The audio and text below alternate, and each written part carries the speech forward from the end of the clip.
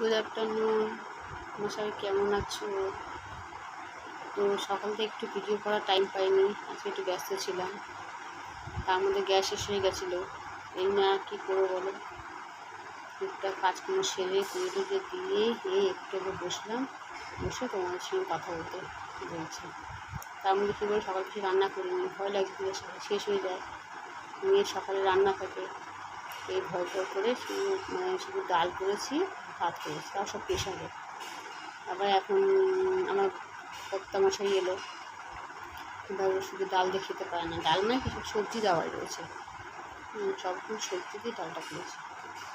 তারপরে আবার এখন একটু ডিম ভাজা করলাম, ডিম ভাজা দিলে মোটামুটি খাওয়া হয়ে যাওয়ার অসুবিধা হয় না, তো ওই জন্য ডিমটা ভাজা করলাম।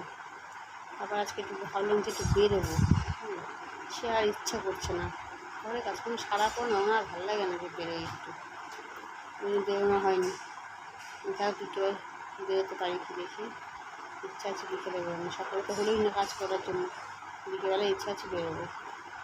তো ঠিক আছে বন্ধুরা, আমাদের খাওয়া দাওয়া হয়ে গেছে, আমি খেতে বসবো। ঠিক আছে, টাটা, পরের ব্লকে আবার আসবো।